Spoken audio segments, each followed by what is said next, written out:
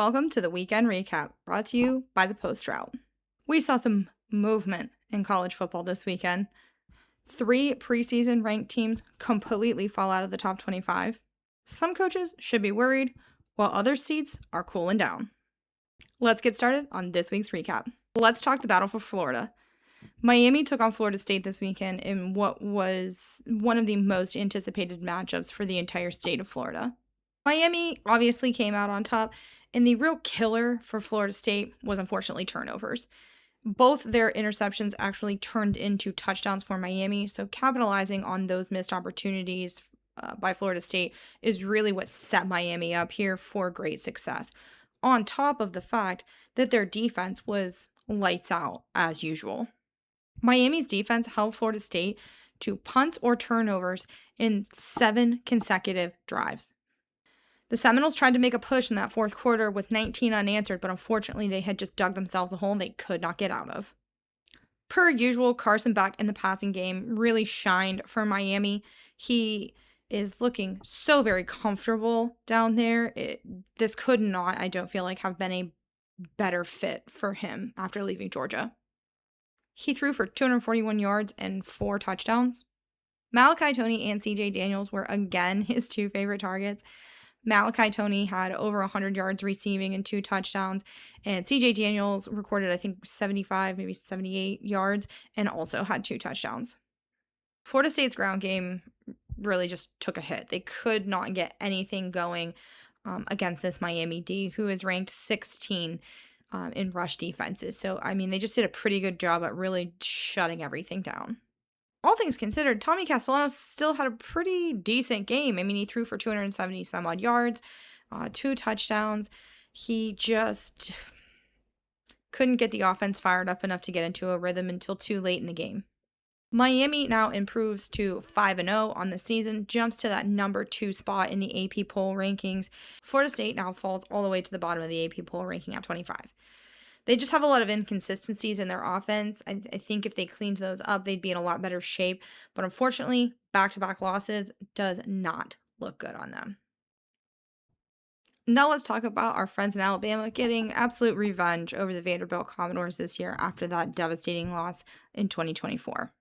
Alabama came out on top with a 30-14 win over Vanderbilt after a start that made it seem like Vanderbilt might be able to do this in back-to-back years.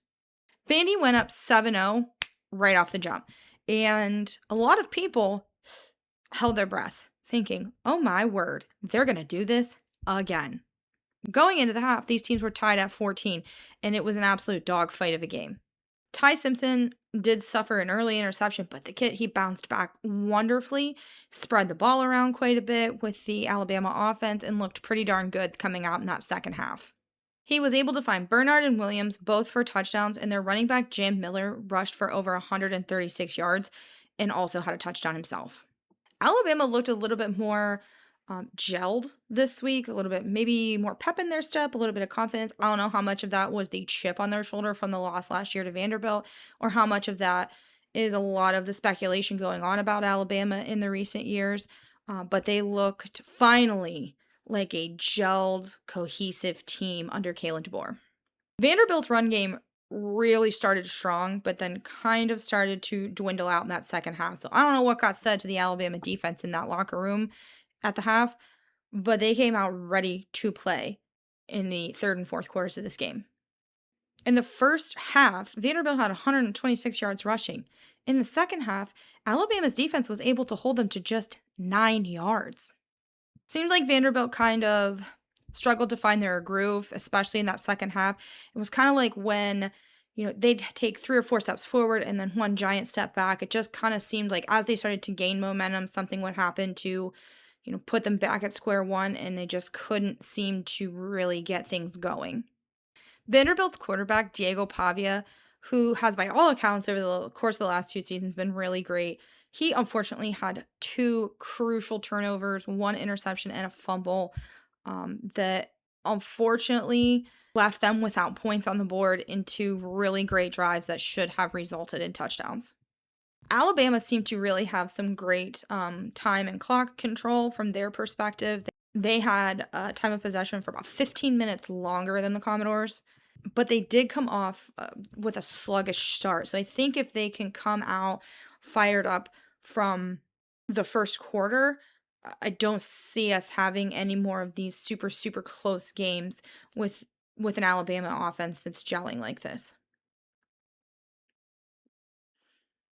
Vanderbilt, they just have always, at least for the last couple of seasons, had this real aggressive mindset to just come out and jump on opponents. And it does work out really well for them more often than not. They just unfortunately struggled with turnovers in the red zone and converting those into points on the board.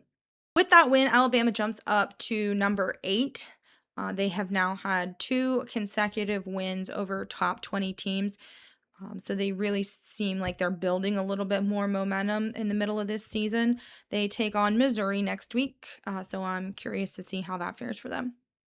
Vanderbilt, unfortunately, does fall to 20. Now, they are on a bye week before they host LSU, so hopefully they're able to correct some of these errors that they've been experiencing and right the ship before Brian Kelly and the Tigers roll into town. Now let's talk about that wild game that was the Cincinnati Bearcats overtaking the Iowa State Cyclones. Despite having more penalties for more yards and less time of possession, Cincinnati struck first and struck often. The Bearcats spread the ball out really well, 2 rushing touchdowns, 2 passing touchdowns. 2 standout wide receivers, Pryor and Goody, were able to record both the passing touchdowns. Pryor had over 100 yards receiving in this game. Goody had an 82-yard touchdown catch, which is just mind-boggling. But both these guys really stood out as the offensive threats. The Cyclones fell behind early, and even with a gutsy comeback, they just were too far away to catch up. Standouts for the Cyclone, Abu Sama III, I think is how you say his name, was their lead rusher. He was a key contributor in that second half comeback, really just an absolute workhorse in the trenches for them. He was really moving the ball. Bramer pulled in 2 successful 2-point conversions to bring the Cyclones within striking distance. Fortunately, like we said, they had just fallen too far behind to make the comeback happen. Cincy's run game was absolutely one of their biggest strengths in this game. Weaknesses, on the other hand, Cincinnati struggled with penalties. Big time. And Iowa State was just struggling to convert on third down. They had a poor conversion rate on those third down tries. So neither one of those things does a winning football team make. It just happened that Cincinnati was able to outlast them. Iowa State now drops to 22 in the AP poll rankings, but this was actually a bigger win for Cincinnati than it even was a loss for Iowa State. Cincinnati now moves to the top of the Big 12 alongside BYU, Texas Tech, and Arizona State. This was a huge win for that program. Hopefully, we will see a little bit more of them and they can capitalize on this big win. We now move out west to talk about a devastating loss for the Nittany Lions to the UCLA Bruins. Previous to this game, the Bruins were 0-4 and did not look like they had any promise to their season whatsoever, let alone a big win over a top 25 opponent. Cue our friends from Happy Valley. In true Penn State fashion, they got off to a slow start, and they did not recover well. They ended up losing the game 42-37 and taking themselves completely out of the top 25. Nico Ayamaleava was responsible for all 5 touchdowns that the UCLA Bruins had. 2 passing touchdowns, and he himself rushed in 3. He was the Bruins' lead rusher with 128 yards.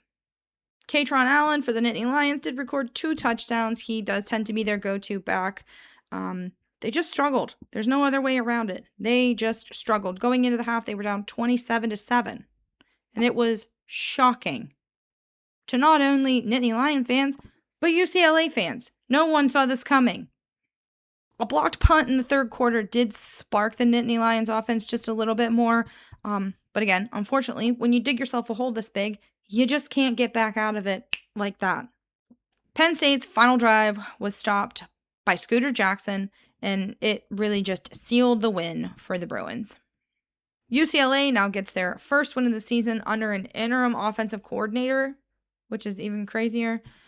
And Penn State, as we said, falls out of the top 25.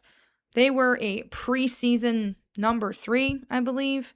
They are our second preseason top-ranked team to fall out. Now let us discuss the upset that was Florida over Texas. Nobody, and I mean nobody, coaches a game like a 1-3 Billy Napier with his job on the line. My word.